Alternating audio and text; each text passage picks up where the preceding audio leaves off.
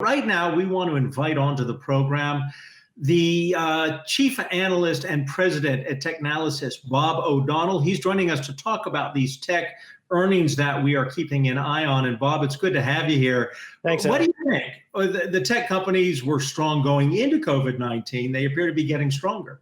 Well, absolutely. And, what we're seeing is they have sort of an immunity, shall we say, to COVID-19 is what these earnings seem to suggest. And, those of us who've watched tech closely for a long time have known the level of influence that these companies have had on us and our entire society. But I'm not sure everybody recognized that until now. And now we're really seeing this because all the things we're doing to communicate, entertain ourselves, to get food delivered to us, all of this is being driven by tech products and services. And so the influence that these companies have, I think people are starting to just really grapple with or recognize. And, what's interesting is because it's so important, they are able to survive reasonably well here, albeit with some challenges, as we saw with Amazon, for example. Bob, Dan Roberts here. Let's stick with Amazon. Julie Hyman mentioned the company warning about that $4 billion that would normally be profit that it's going to be spending because of coronavirus. Stock dipped a little bit on that. But are investors going to be able to be patient and withstand that, especially knowing that Amazon sales are fine and revenue is up because of people ordering things? I mean, it actually harkens back to a time when for so many years, Amazon was not profitable and the stock did fine and people were very patient. Finally, it achieved profitability. Maybe for a year or however long it is, it loses a lot of that profit that people have come to expect. But maybe people will have the patience to bear that. I think they will. And you brought up exactly what I was going to bring up, which is let's remember the history of Amazon in terms of profitability and some of the challenges there. They did go through a very long period where they just said, look, profit's going to be coming. And then they finally got there. And now they're pulling back. But it's clear, obviously, that so many people now rely on Amazon for so many things. At the same time, and the numbers reflect this, we're also seeing that even though a lot of people think of it as this complete model of efficiency, clearly it's not. And those of us who've been using it more lately probably recognize this, right? I mean, I recently made an order online of like 9 items and it showed up in 8 separate shipments, and some of them came the same day. It's like, that's clearly not an efficient model. So I think we're going to see a lot of tweaks to that model. And look, to their credit, they've faced a lot of challenges and they've recognized we're going to have to take that money from next quarter and spend it on things that are going to be important for our employees. But long term, they're absolutely fine.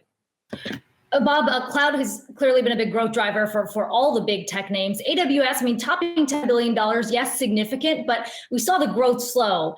How much of that has to do with other names like a Microsoft coming in and taking market share? It seems like, given the companies digitizing because of the stay-at-home measures, you would think that growth would accelerate.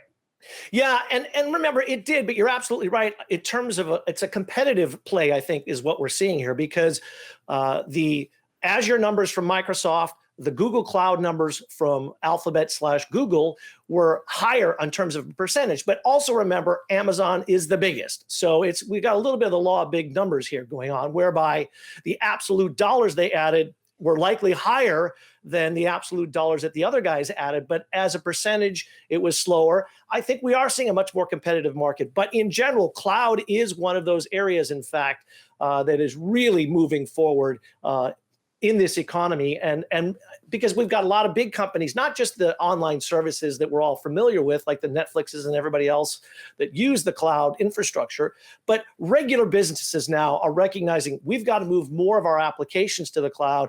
That's going to take years and years and years. So there's a lot of strong growth opportunity across the major cloud providers over the next few years, I believe. Bob, it's Julie here. I want to ask about the law of large numbers when it comes to Amazon's retail business also. Just a quick anecdote here. I belong to an email list of parents at my co-op, and there was an email that went around today about the strikes that are occurring among Amazon workers today, as well as workers at some other retailers. And one of the parents wrote and said, don't give your money to these various companies at the moment because until they meet the worker demands. But I imagine that's still quite the minority view. I wonder, though, if you view that as a threat at all. I don't view it as a long-term threat. It certainly is something they have to recognize. And I think the fact that, Bezos made that statement about, hey, if you're an Amazon investor, take a seat.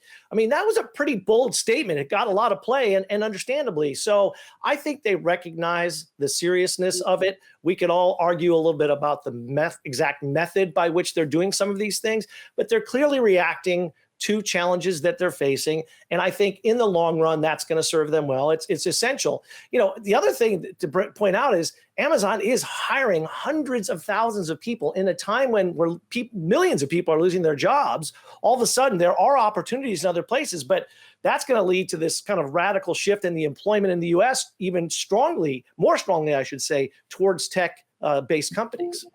Bob, I want to turn to something that broke before we came into the stream, and that is the fact that the House Judiciary Committee wants Jeff Bezos to testify once again in front of Congress about Amazon's perhaps lying to Congress about their private label strategy and the way they use third-party data. Is this going to have a big impact on Amazon? Well, I mean, it certainly doesn't look good. I don't know that it has a big impact. It's certainly going to have an impact. I mean, Amazon over the years has, in fact, building up their private brands, just as we've seen other major retailers do that too. I mean, whether it's Walmart or Target or any other place, all these large retail organizations end up doing their own brands. So it's, obviously a logical move for Amazon to do. The difference, of course, is Amazon has access to a lot more data. And theoretically, there needs to be sort of a church and state wall between that. And they claimed there was, and now perhaps there wasn't. So, but look, it could be just a few people inside the organization who took advantage of data that they shouldn't have. I don't think it reflects on the whole organization. But I think it's got to be addressed. They've got to be open about it, and they've got to deal with it. And because they've got to maintain trust among their customers. That's what all these tech companies, I think, are working on in general, is how do they leverage, a very bad situation in a positive way and regain the trust of some, consumers and other people for whom they started to question the tech companies. Bob O'Donnell is the president and chief analyst at Technalysis. We appreciate you joining us on Yahoo Finance. Stay well, our friend. All right, you guys too. Take care. Hey investors, Zach Guzman here. Are you interested in learning more about the markets and getting the latest financial news? Well, then click right here to subscribe to our Yahoo Finance YouTube channel.